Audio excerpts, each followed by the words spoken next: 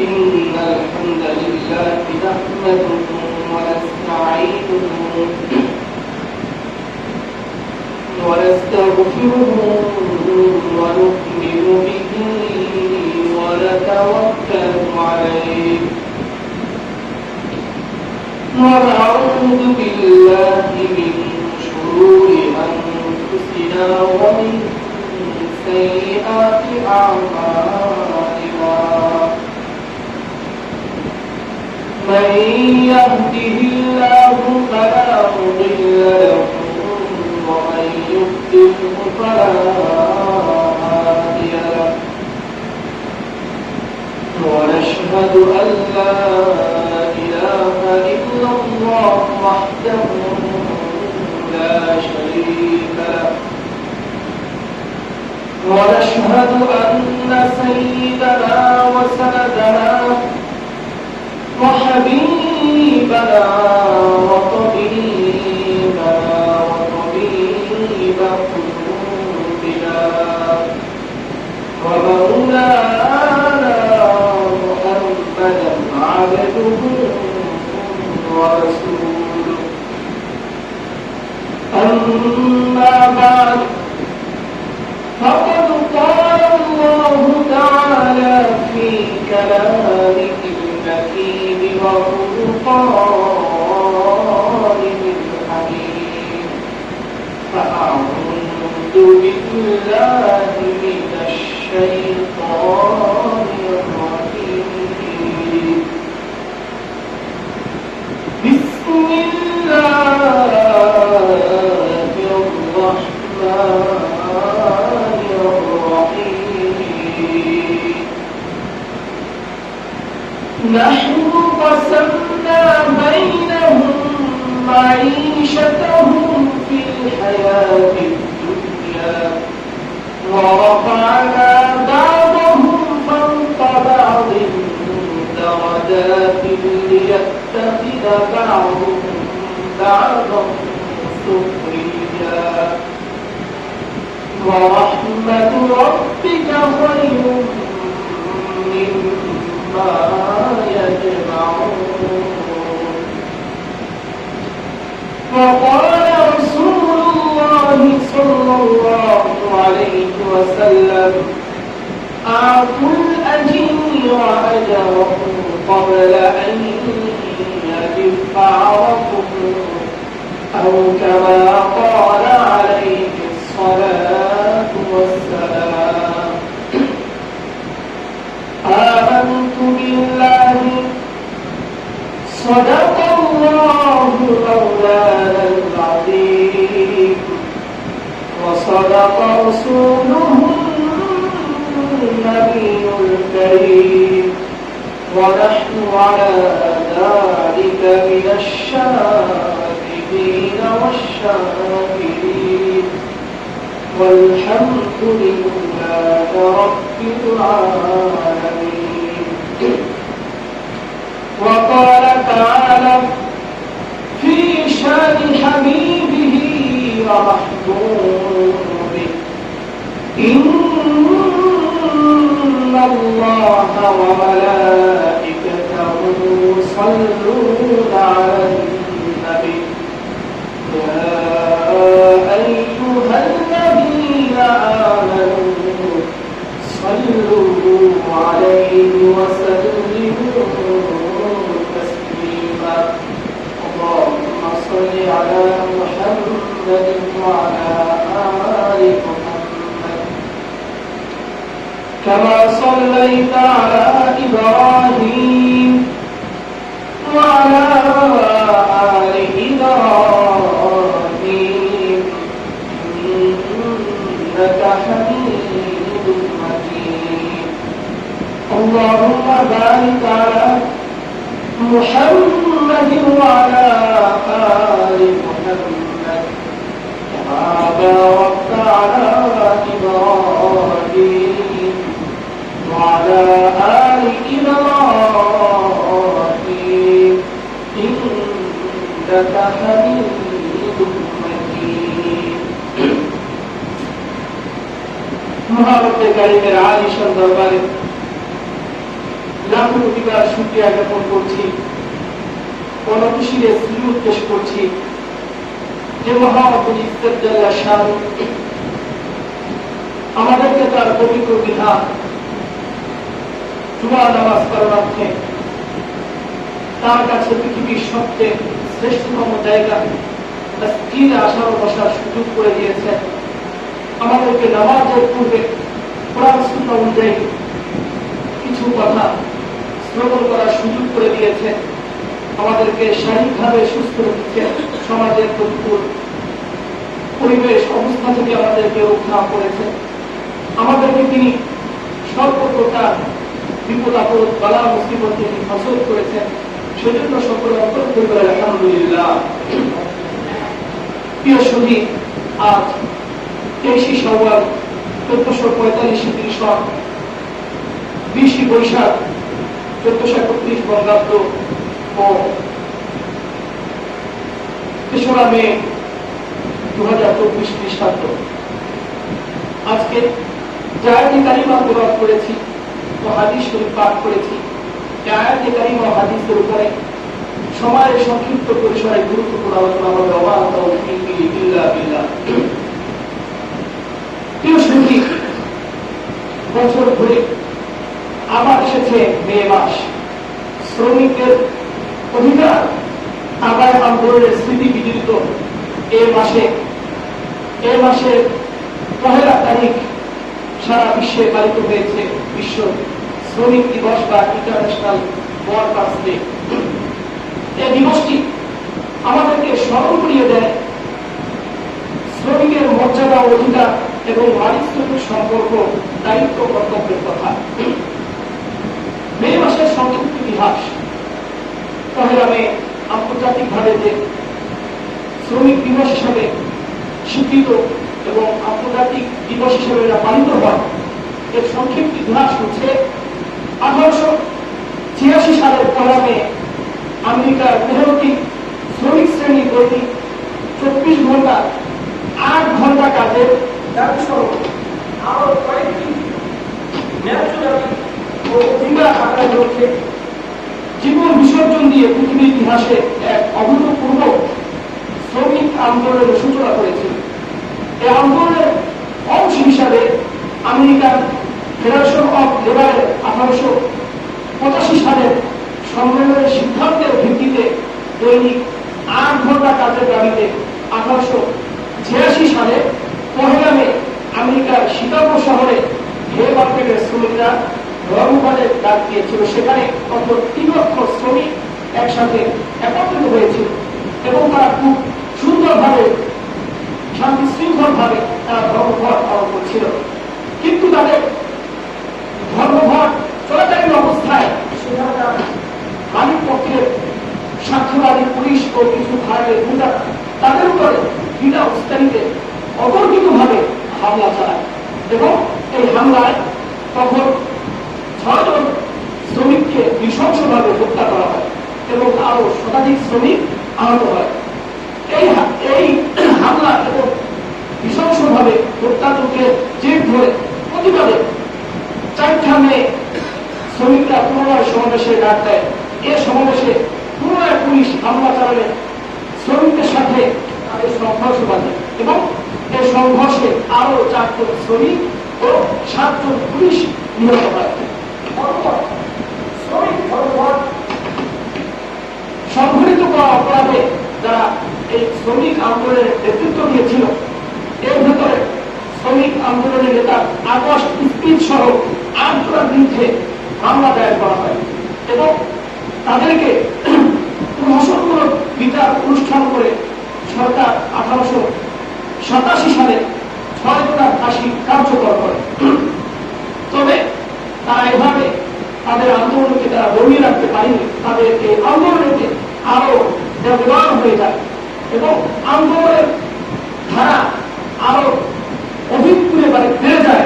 এরপরে সরকার এবং মালিক পক্ষ বাধ্য হয়ে শ্রমিকদের এই ন্যায্য দাবি তারা মেনে নেয় এবং বিভিন্ন প্রতিষ্ঠান, বিভিন্ন শ্রমিক কারখানা সব জায়গায় তারা 8 ঘন্টা শ্রমিকদের 24 ঘন্টা 8 ঘন্টা ডিউটির সিদ্ধান্ত পালিত হয়। এভাবে আস্তে আস্তে 1890 সালের পর থেকে পৃথিবীর বিভিন্ন দেশে শ্রমিক আন্দোলন হিসেবে এই 1 মেকে রাষ্ট্রীয়ভাবে শ্রমিক দিবস হিসাবে আন্তর্জাতিক শ্রমিক দিবস হিসাবে এই দিবস পালন করা হয় এবং পৃথিবীর বিভিন্ন রাষ্ট্রে তারা 8 ঘন্টা শ্রমিকদের 8 ঘন্টার ডিউটির এই দাবি মেনে নিয়ে বিভিন্ন রাষ্ট্রে এই দায়িত্ব পালন করা হয়। এভাবে পৃথিবীর বিভিন্ন রাষ্ট্রে তখন থেকে শ্রমিকদের ডিউটির দায়িত্ব 24 ঘন্টায় 8 ঘন্টা বিহিত হয়।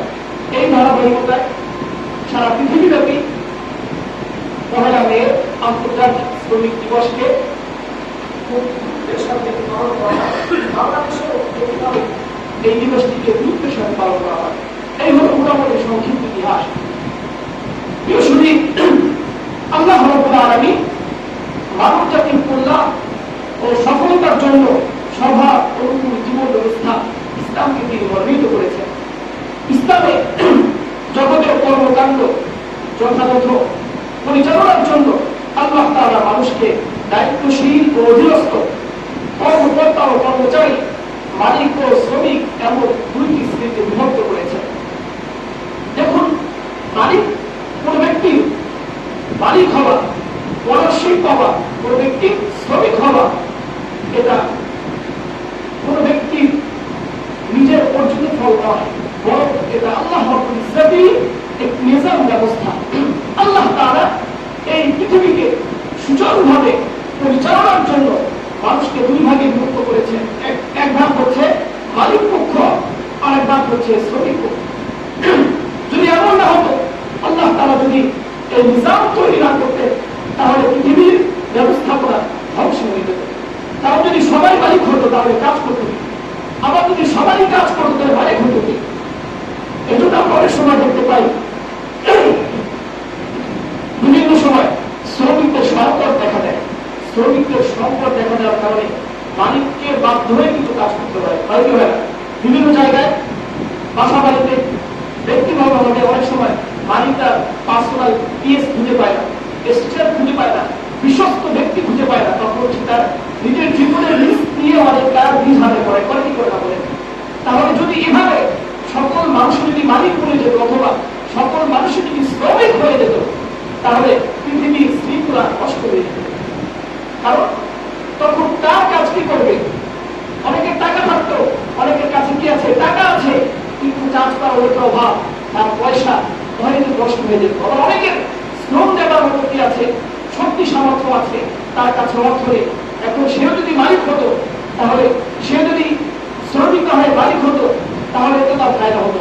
এজন্য মালিক হওয়া কিংবা শ্রমিক হওয়া এটা কারো পার্সোনাল ক্রেডিট নয়, বরং এটা আল্লাহ রাব্বুল ইজ্জতের নিজাম, আল্লাহ রাব্বুল ইজ্জতের ব্যবস্থাপনা, আল্লাহ রাব্বুল ইজ্জতের বিশেষ নিয়ামত। এজন্য যারা মালিক, সে মালিক হিসাবে নিজের গর্ববোধ করা, নিজেকে অহংকারী ভাবার কোনো সুযোগ নেই। আবার যারা শ্রমিক হওয়ার কারণে নিজেকে হেয় প্রতিপন্ন করা কিংবা নিজেকে হীনমন্য করা, নিজেকে তুচ্ছ-তাচ্ছিল্য করার কোনো সুযোগ নেই। কারণ মালিক হওয়া কিংবা শ্রমিক হওয়া এগুলোটা কার দাম হয়ে আল্লাহ রাব্বুল ইজ্জতের দাম। এজন্য আপনারা দেখবেন বর্তমান সমাজে যারা প্রতিষ্ঠিত, যাদেরকে আপনারা বিলিয়নার মনে করেন, যারা কোটি কোটি টাকার মালিক, আজ থেকে 2 পুরুষ কিংবা 1 পুরুষ আগে খুঁজে দেখবেন হয়তো সে তখন ফকির ছিল, সে কোনো দরিদ্র ঘরের সন্তান ছিল, তার বাবার কোনো সমাজে প্রভাব প্রতিপত্তি দূরের কথা, পাশের ঘরের মানুষও তার বাবাকে চিনত না। এমন খুঁজলে দেখবেন ঢাকা শহরে ঘুরি আছে, বড় বড় সেতু থেকে পাবে মাত্র 1 পুরুষ আগে কিংবা 1 পুরুষ বাদ দেয়, সে নিজে জিরো থেকে হিরো হয়েছে। আছে কি আপনারা যদি বলেন, তাহলে তাকে মালিক বানানোর সুযোগ কে দিয়েছে? আল্লাহ তাআলা। এজন্য মালিক হয়ে গর্ব করার কোনো সুযোগ নেই। আবার যারা শ্রমিক, তাদেরকেও হীনমন্য কিংবা নিজেদেরকে তুচ্ছ-তাচ্ছিল্য করা, নিজেদেরকে ছোট ভাবার কোনো সুযোগ নেই। কারণ এই মানুষের মাঝে পরিবর্তনটা দেনকে ধরে বলেন আল্লাহ তাআলা। আজকে যে মালিক 1 প্রজন্ম, 2 প্রজন্ম কিংবা 3 প্রজন্ম করে দেখবেন তার বংশের ভিতরে দরিদ্র, ফকির, অসহায় ব্যক্তির অভাব নেই। আবার যারা এখন অভাবী আছে, দরিদ্র আছে, মাত্র 1 পুরুষ কিংবা 2 পুরুষ করে দেখবেন তারা কি হয়ে যাবে? রাজা বাদশা কিংবা সমাজের বিত্তশালীতে পরিণত হবে। এই যে মানুষের উত্থান পতন, এটা কে দান করেন ধরে বলি? আল্লাহ তাআলা। এজন্য আমাদের মাঝে হিংসা করা, গর্ববোধ করা, অপরের প্রতি অহংকার করা,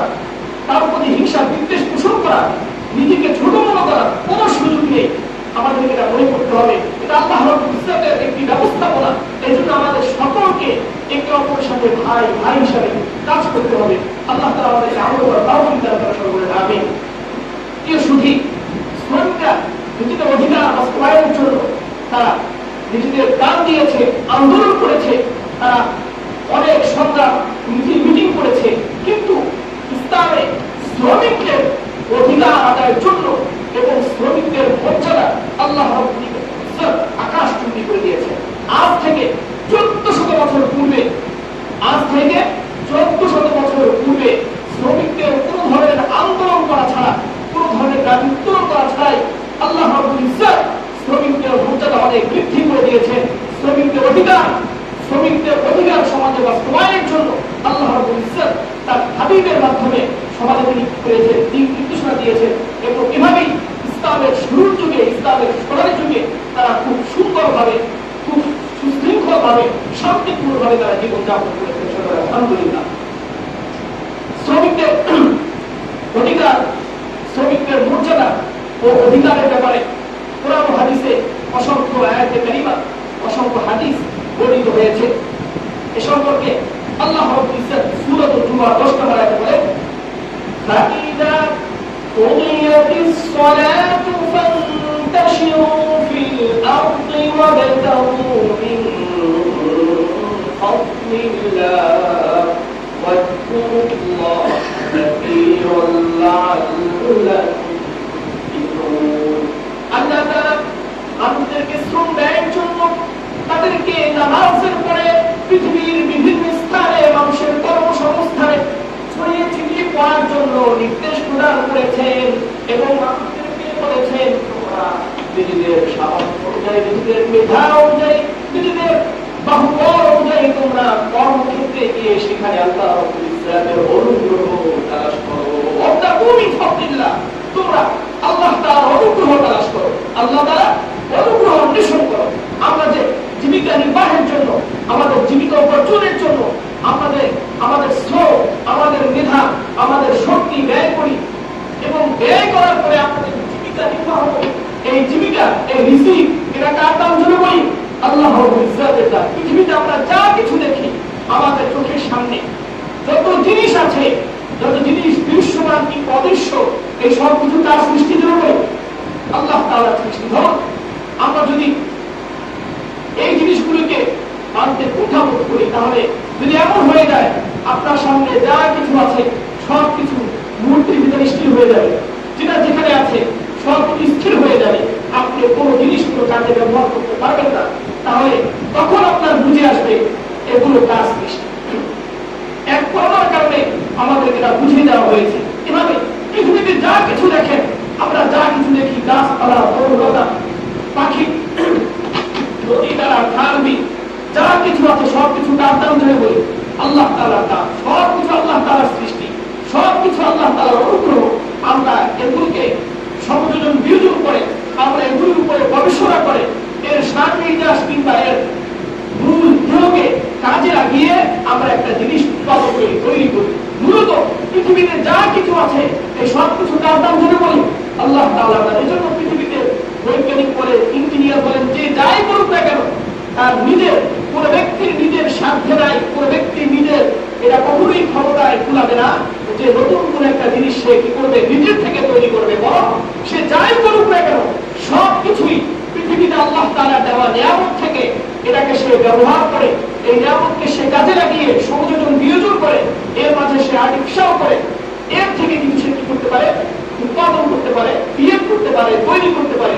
কিন্তু এমন কোন ব্যক্তিকে পাবেন না আপনি তার হাতে কিছু দিলে, তাকে সূক্ষ্মভাবে ছেড়ে দিলে, এবং আপনি বলেন যে তুমি দেখাও পারলে, তোমার যদি এতই শক্তি থাকে তুমি দেখাও ওই শূন্যের ভিতর থেকে কিছু তৈরি করে দেখাতে।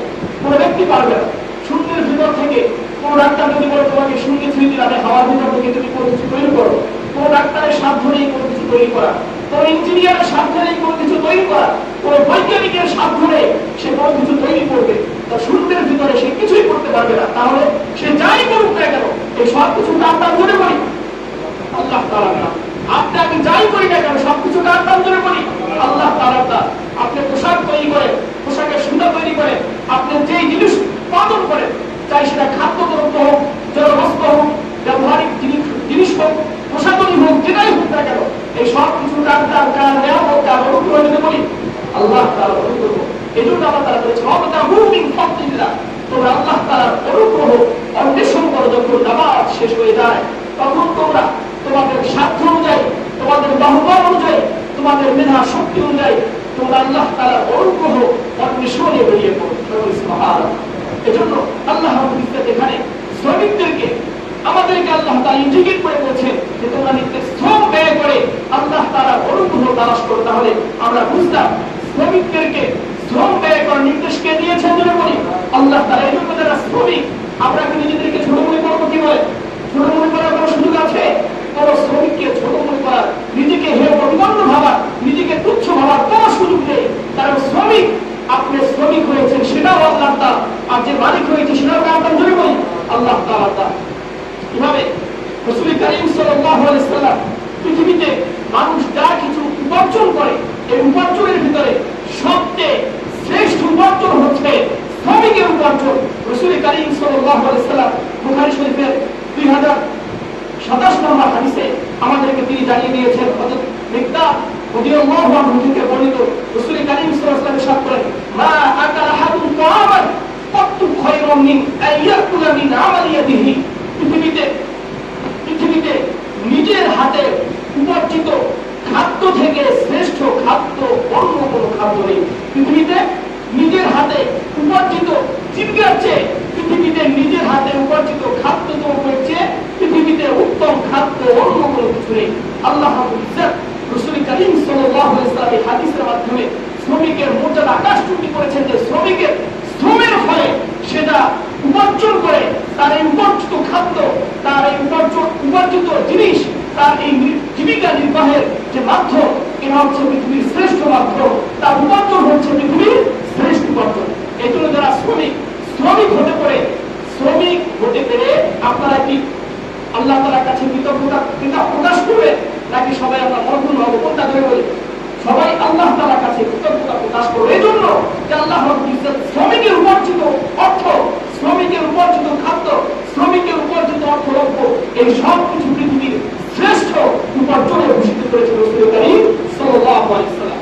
এজন্য প্রিয় মুসলিম ভাইরা, যারা শ্রমিক এটাও আল্লাহর দান, এবং যারা মালিক এটাও আল্লাহ তাআলার দান। এই জন্য শ্রমিক যারা আছে নিজেদের আল্লাহ তাআলার কাছে বেশি বেশি প্রকাশ করা দরকার যে আল্লাহ তাআলা আমাদেরকে আমাদের নিজ হস্তে উপার্জন করার সুযোগ করে দিয়েছে, আমাদেরকে আমাদের নিজ হস্তে উপার্জন করে সেই খাদ্য ভক্ষণ করার মতো আল্লাহ রাব্বুল ইজ্জত আমাদেরকে সুযোগ করে দিয়েছে। এই জন্য আমাদের বেশি বেশি আল্লাহ তাআলার কাছে কৃতজ্ঞতা প্রকাশ করা দরকার। দেখুন এই হাদিসের মাঝে রাব্বুল ইজ্জত বলেন, রাসূল কারীম সাল্লাল্লাহু আলাইহি ওয়াসাল্লাম ইরশাদ করেছেন, ওয়া ইন্না নাবিয়্যা দাউদ আলাইহিস সালাম কানা ইয়াকুলু মিন আমালিয়াতিহি। আল্লাহ রাসূল হযরত দাউদ আলাইহিস সালাম তিনি নিজ হাতে উপার্জন করে সেই উপার্জন তিনি ভক্ষণ করতেন। তাহলে নিজ হাতে উপার্জন করা এটা কাদের আলোচনা করি? এটা কাদের কাজ? নবীদের কাজ। পৃথিবীতে যত নবী এসেছেন, যত রাসূল এসেছেন, সকল নবী রাসূলই তারা কি করেছেন? নিজ হস্তে উপার্জন করেছেন। হযরত আদম আলাইহিস সালাম তিনি পৃথিবীতে প্রথম কৃষি কাজ করেছেন এবং 4 চাকা বিশিষ্ট যান তৈরি করে, 4 চাকা বিশিষ্ট বাহন তৈরি করে সেই বাহনের মাধ্যমে তিনি কি করেছেন? তার আসবাবপত্র, তার কৃষির এই মাল সামানা তিনি এর মাধ্যমে কি করেছেন? সরবরাহ করেছেন। এভাবে হযরত নূহ আলাইহিস সালাম তিনি কাঠ মিস্ত্রি ছিলেন, তিনি কি করেছেন? নৌকা তৈরি করেছিলেন। হযরত ইব্রাহিম আলাইহিস সালাম তিনি কি করেছেন? গৃহ নির্মাণ করতেন। হযরত ইব্রাহিম আলাইহিস সালাম কি করতেন? গৃহ নির্মাণের কাজ করতেন। এভাবে যুগে যুগে নবী রাসূলগণ তারা কি করেছেন? নিজ হাতে তারা উপার্জন করেছেন। হযরত দাউদ আলাইহিস সালাম তিনি কি করতেন? তিনি কর্মকার ছিলেন। তিনি লৌহ দ্রব্য এর মাধ্যমে বিভিন্ন লৌহ বর্ণ তৈরি করতেন। আল্লাহ তাআলা তার হাতে এমন কুদরতি মুজিজা দান করেছিলেন যে তার হাতে লোহা রাখার সাথে সাথে এটা মোমের মতো গলে যেত। লোহা হযরত দাউদ আলাইহিস সালামের হাতে যে কোনো লৌহ দ্রব্য এটা মোমের মতো গলে যেত এবং তিনি মোটা মোটা লোহার পাত দিয়ে, ভারী ভারী লোহার পাত দিয়ে তিনি কি করতেন? লৌহ বর্ণ তৈরি করতেন। তিনি হাত দেওয়ার সাথে সাথে যে লোহা যেখানে তিনি হাত দিতেন লোহাটার সাথে সাথে এটা আটার খামির মতো হয়ে যেত এবং তিনি তার মাধ্যমে লৌহ বর্ণ তৈরি করতেন। এভাবে আমাদের নবী হযরত মুহাম্মদ মুস্তাফা সাল্লাল্লাহু আলাইহি ওয়াসাল্লাম তিনি কি ছিলেন? বকরি জড়িয়েছেন এবং তিনি বিবি খাদিজা রাদিয়াল্লাহু আনহা ব্যবসার কাজে নিজের শ্রম দিয়েছিলেন। তাহলে এভাবে সকল নবীগণই তারা কি করেছিলেন? নিজেদের শ্রম দিয়ে, নিজেদের শ্রম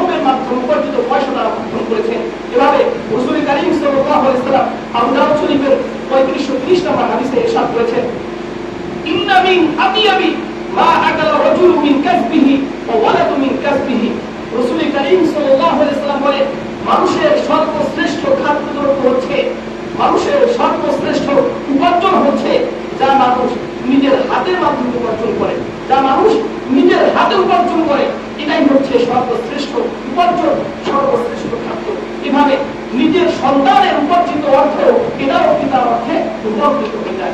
এভাবে রাসূল কারীম সাল্লাল্লাহু আলাইহি ওয়াসাল্লাম শ্রমিকদের মর্যাদা বুলন্দ করেছেন। শ্রমিকদেরকে রাসূল কারীম সাল্লাল্লাহু আলাইহি ওয়াসাল্লাম জানিয়েছেন যে তোমাদের হাতের উপার্জন এটাই হচ্ছে পৃথিবীর সর্বশ্রেষ্ঠ উপার্জন। এজন্য যারা শ্রমিক হয়েছি, যারা শ্রমিক, তারা সবাই বেশি বেশি করা দরকার, আল্লাহ তাআলা কৃতজ্ঞতা প্রকাশ করা দরকার। আল্লাহ তাআলা আপনাদেরকে শ্রেষ্ঠ উপার্জনের মাধ্যম হিসাবে আপনাদের শ্রম আল্লাহ তাআলা কবুল করেছেন, আপনাদেরকে শ্রমিক হিসাবে এই পৃথিবীতে আল্লাহ রাব্বুল ইজ্জত বর্ণিত করেছেন।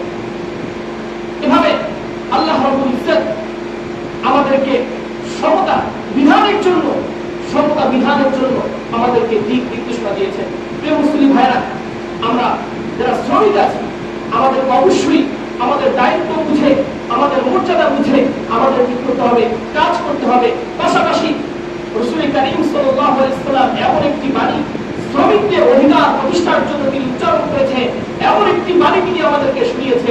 পৃথিবীতে অন্য কোনো ধর্মে, অন্য কোথাও এমন শ্রেষ্ঠ বাণী পৃথিবীর কেউ কখনো শুনিনি, পৃথিবীতে কেউ কোনোদিন বলেনি। যে বাণীটি শ্রমিকদের অধিকার প্রতিষ্ঠার জন্য রাসূল কারীম সাল্লাল্লাহু আলাইহি ওয়াসাল্লাম ইরশাদ করেছেন। সূরা ইবনে মাজাহ শরীফের 2443 নম্বর হাদিস, 2443 নম্বর হাদিস হযরত আব্দুল্লাহ ইবনে ওমর রাদিয়াল্লাহু আনহু থেকে তিনি বলেন, قال رسول الله صلى الله عليه وسلم أعطوا الأجير أجره قبل أن يجف عرقه। রাসূল কারীম সাল্লাল্লাহু আলাইহি ওয়াসাল্লাম বলেন, তোমরা শ্রমিকের উপার্জন, তোমরা শ্রমিকের অর্থ, তোমরা শ্রমিকের বিল পরিশোধ করো তার দেহের ঘাম শুকানোর পূর্বেই।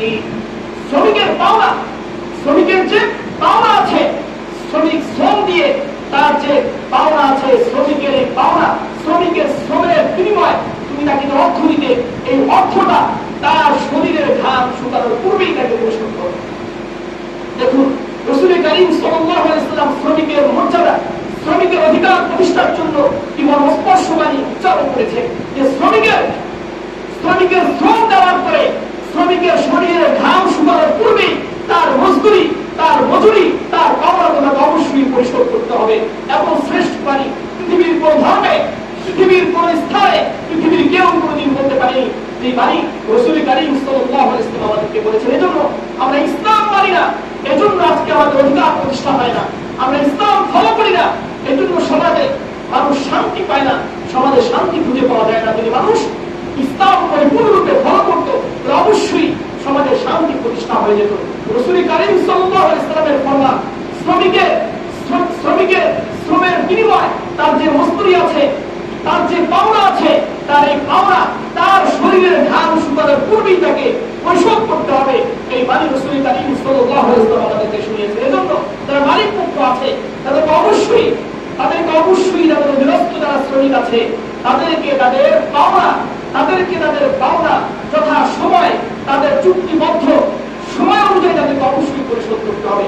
এখানে বৈমুখী করবে রাসূল কারীম সাল্লাল্লাহু আলাইহি ওয়াসাল্লামের ফরমানে কি হবে, খেলাফ হয়ে যাবে, রাসূল কারীম সাল্লাল্লাহু আলাইহি ওয়াসাল্লামের ফরমানে মুখালিফ হয়ে যাবে। এজন্য মালিক পক্ষকে অবশ্যই সতর্ক থাকতে হবে। প্রিয় মুসলিম ভাইরা, ইসলামে মালিক এবং শ্রমিক তাদের সম্পর্ক কেমন হবে? মালিক এবং শ্রমিক সম্পর্ক এটা মধুর সম্পর্ক হবে। ইসলামে মালিক এবং শ্রমিকের সম্পর্ক ভাই ভাইয়ের সম্পর্কের সাথে তুলনা করা হয়েছে।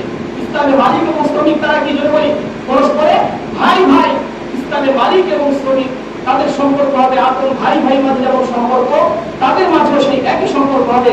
এ সম্পর্কে রাসূল কারীম সাল্লাল্লাহু আলাইহি ওয়াসাল্লাম বুখারী শরীফের 6050 নম্বর হাদিসে ইরশাদ করেন, হযরত আবু সাঈদ বিফারি রাদিয়াল্লাহু আনহু থেকে বর্ণিত, তিনি বলেন রাসূল কারীম সাল্লাল্লাহু আলাইহি ওয়াসাল্লাম ইরশাদ করেছেন, হুম ইখওয়ানুকুম, পৃথিবীতে যত শ্রমিক আছে শ্রমিকরা তোমাদের ভাই।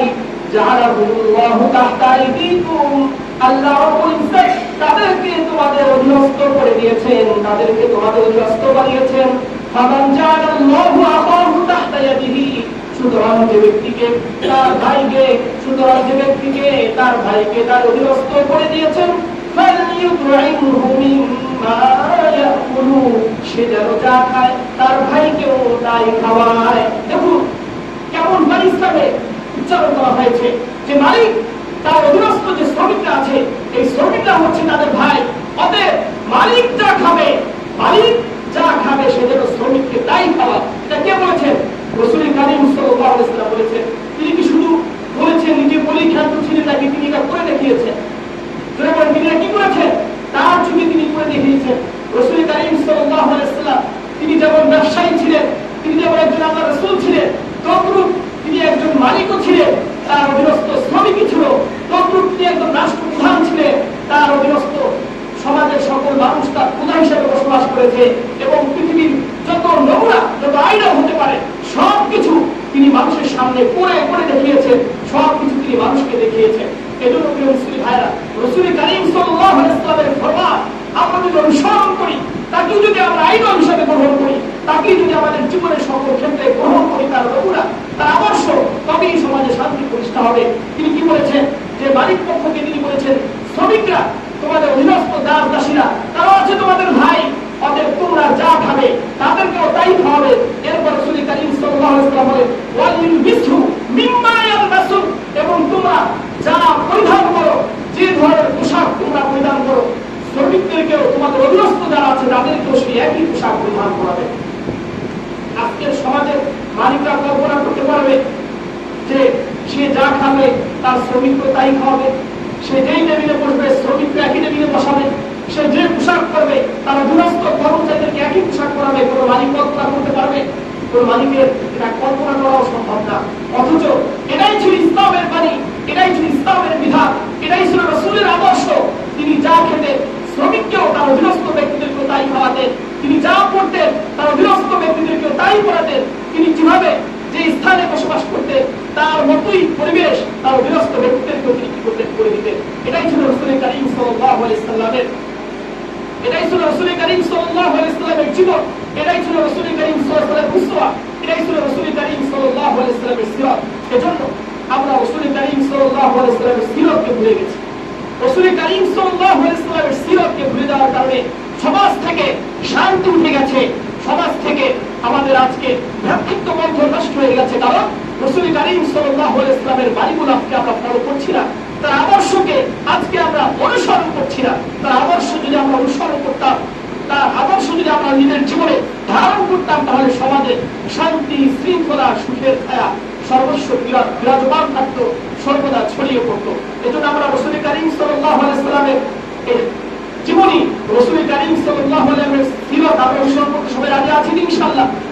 সবাই রাজি আছি ইনশাআল্লাহ? যদি মালিক শ্রমিক একই টেবিলে খায়, এতে কি মালিকের দাম কমবে না বাড়বে? যদি বলি মালিকের প্রতি শ্রমিকের ভক্তি শ্রদ্ধা বাড়বে না কমবে? মালিকের প্রতি শ্রমিকের ভালোবাসা কমবে না বাড়বে? মালিক যে পোশাক পরিধান করে শ্রমিককে যদি সেই পোশাক পরায়, মালিকের প্রতি শ্রমিকের ভালোবাসা শ্রদ্ধা বাড়বে না কমবে? যদি বলি তাহলে দেখা যাবে সে শ্রমিককে বিভিন্ন আইন প্রয়োগ করে, তাকে চাপ তৈরি করে তাকে যে কাজ করাতে পারত। কিন্তু যদি শ্রমিক রাসূলের আদর্শ, মালিক যদি রাসূলের আদর্শ মেনে, তাহলে শ্রমিককে চাপ দেওয়া না, বরং শ্রমিক স্বতঃস্ফূর্ত ভাবে হাসি মুখে মালিকের এই কাজ এক চেয়ে বহুগুণ বেশি বাড়িয়ে করতো, প্রতিটি উপায় বলে। এজন্য প্রিয় মুসলিম ভাইরা, আমাদেরকে রাসূল কারীম সাল্লাল্লাহু আলাইহি ওয়াসাল্লামের সিরাত গ্রহণ করতে হবে। রাসূল কারীম সাল্লাল্লাহু আলাইহি ওয়াসাল্লাম আমাদেরকে যা বলেছেন এই কথাগুলো আমাদেরকে মানতে হবে।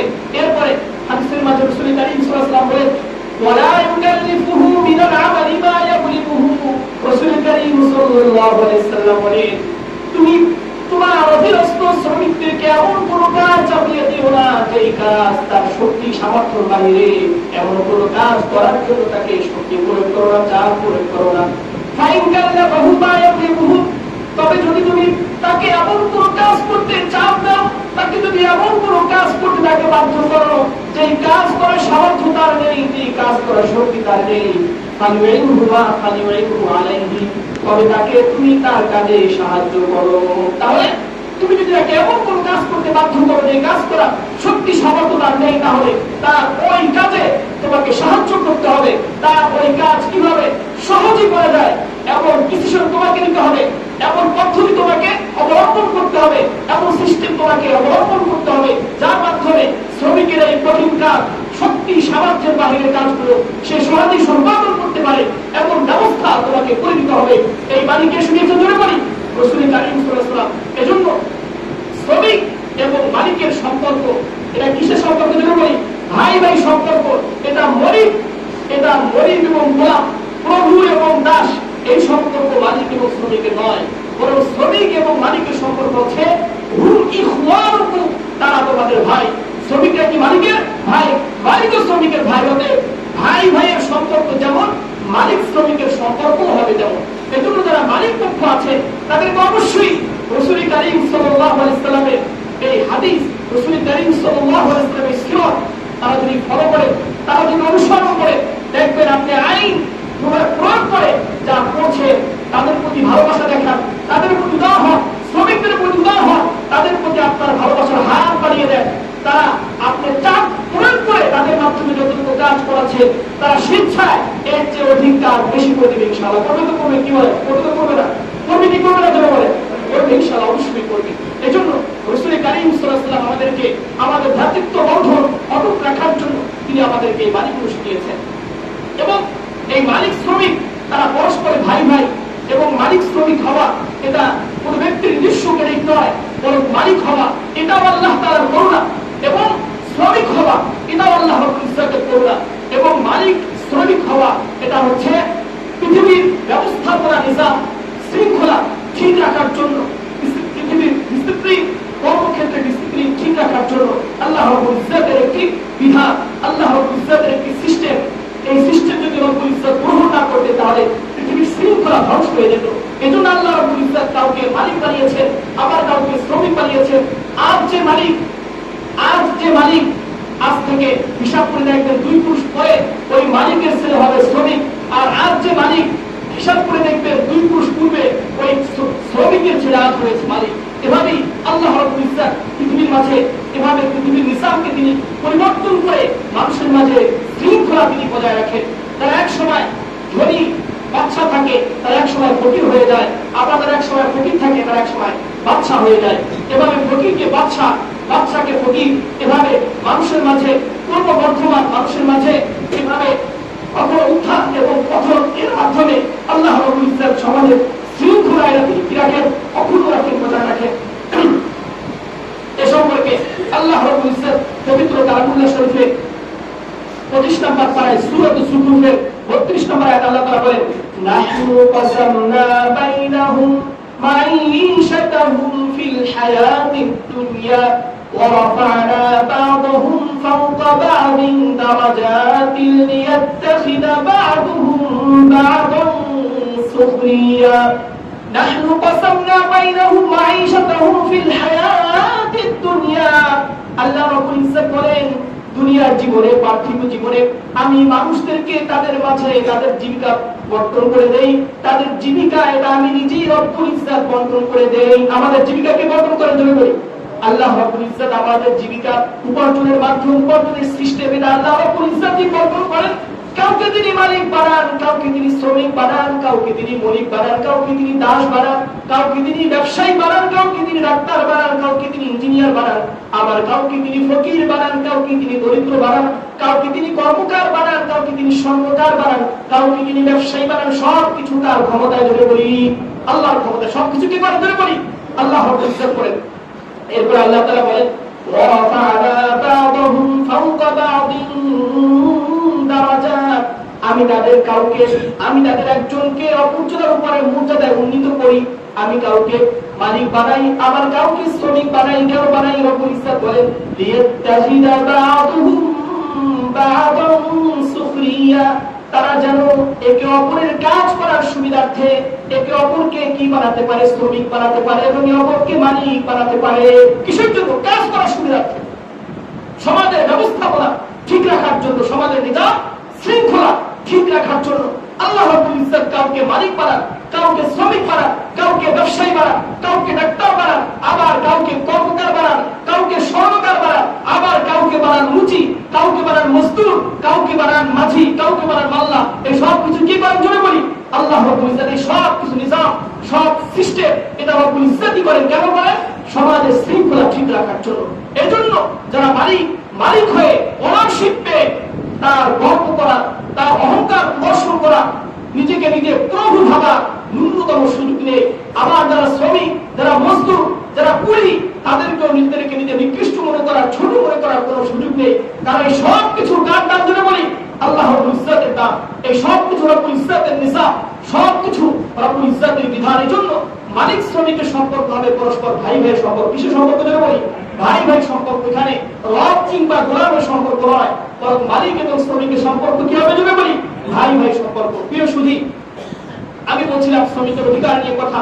শ্রমিকের অধিকার বাস্তবায়নের জন্য রব্বুল ইজ্জত আমাদেরকে যে বিধান দিয়েছেন, রাসূল কারীম সাল্লাল্লাহু আলাইহি ওয়াসাল্লাম যে ফরমান আমাদেরকে দিয়েছে, আমরা সবাই সেই ফরমান অনুসরণ করব এবং মালিক শ্রমিকের সম্পর্ক হবে ভাই ভাই। এরপরে আল্লাহ রাব্বুল ইজ্জত যেভাবে মালিককে কথা বলেছেন, শ্রমিকের জন্য রাসূল কারীম সাল্লাল্লাহু আলাইহি ওয়াসাল্লাম দিক নির্দেশনা দিয়েছেন।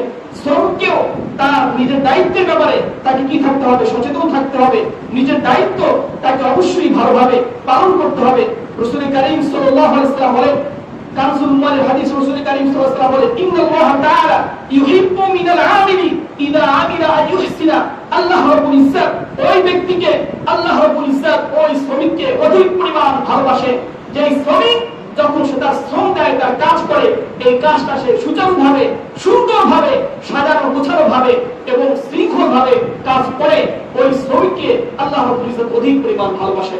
এই জন্য যারা শ্রমিক আছেন তাদের কাজের মাঝে গরিবসি করার কোনো সুযোগ নেই, যে মালিক নেই। এজন্য যথেচ্ছা আপনি কাজ করে, মালিক নেই, আপনি কাজে ফাঁকি দিলেন, আপনি কাজে ফাঁকি দিয়েছেন, মালিক দেখে নাই, কিন্তু কে দেখেছে যেন বলেন?